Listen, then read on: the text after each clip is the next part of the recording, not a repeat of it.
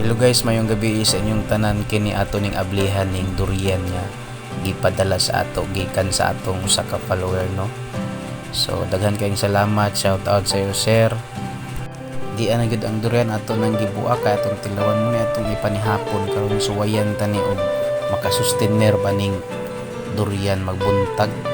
Hello guys, tulo dahil na akong try og kaon og kining durian. Una dito sa Manila, ikaduha sa barko na may biyahe dati nga Malaysia, nag-order si chief engineer og durian.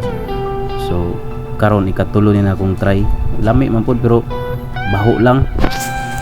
Ug sa mga first timer diha nga first time pa gyud ninyo nga mo try aning durian pagkaon, sigurado bahoan gid mo ani, pero madugay ninyong tilaw, madugay ninyong kaon, lami naman po.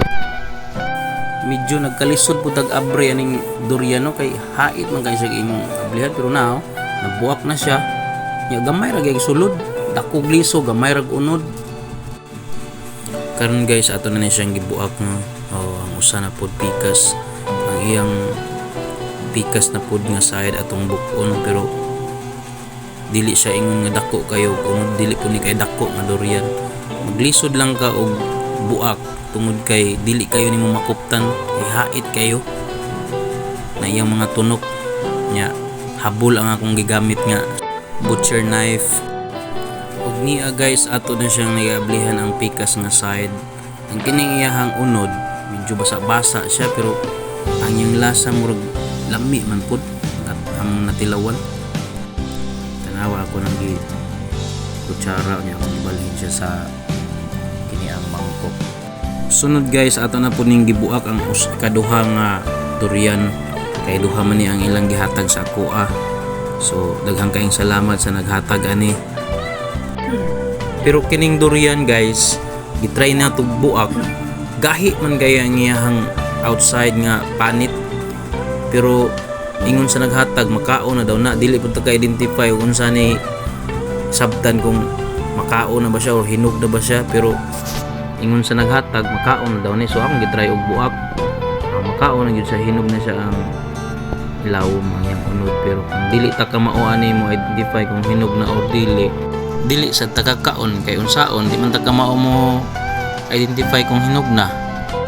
Ug sa tanan da nato mga kaila diha, no, kung kinsay ka mao mo identify ani ang durian og hinog na o dili, paki-comment lang ninyo diha guys sa comment section para naapod tay idea or kasabot pud ang uban. So kung sige kag kaon aning durian guys, mao ni ang mga vitamins nga imong makuha ani nga prutas. Una ang vitamin C, vitamin B, folate, ug vitamin A.